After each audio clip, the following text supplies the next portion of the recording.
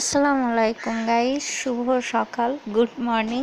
যাই হোক, আজকে আমি ঘুম থেকে উঠেই একটু হাঁটতে বের হয়েছি। আর হাঁটতে বের হয়েই এত সুন্দর একটা প্রাকৃতিক দৃশ্য যে দেখে মন ভরে যায়। এই জায়গাটা আপনারা কম বেশি সবাই চেনেন, তাও বলছি। আমি পদ্মার নদীর পাড়ে গেছিলাম।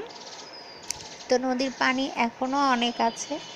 যাই হোক, দেখতে অনেকটাই ভালো লাগছে। তো নদীর পানি দেখতে দেখতে ভাবলাম যে মানুষের কত দুঃখ কষ্ট থাকে, কিন্তু এই নদীটা যখনই দেখবেন তখনই সব কিছু ভুলে যাবে মনের।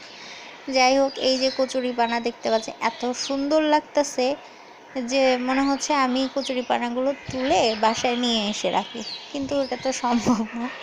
তারপরে এই যে আর্ট, রাজশাহী পদ্মা গার্ডেন কেন, সব জায়গায় যে শিল্পকলা, তো এগুলো কিন্তু অনেক সুন্দর।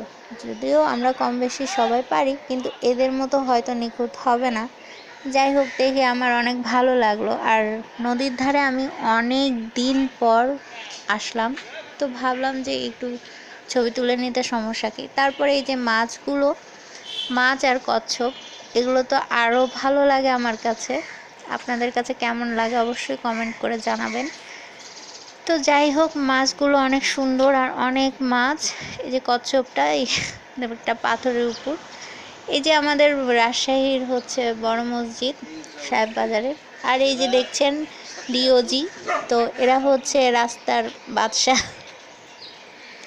তারপরে এই যে সুন্দরের এত সুন্দর আকাশ, তো আমার আসলে আজকে খুবই ভালো লাগছে। আম্মু আসছে আমার সাথে, তো আম্মু আসতে চাইলো না, কিন্তু আমি জোর করে নিয়ে আসছি যে চলো আজকে যাব।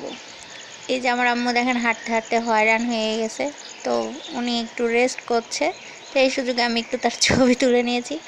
আর এই যে দেখছেন ভ্যানের উপর শুয়ে আছে নির্দ্বিধায় নিশ্চিন্ত।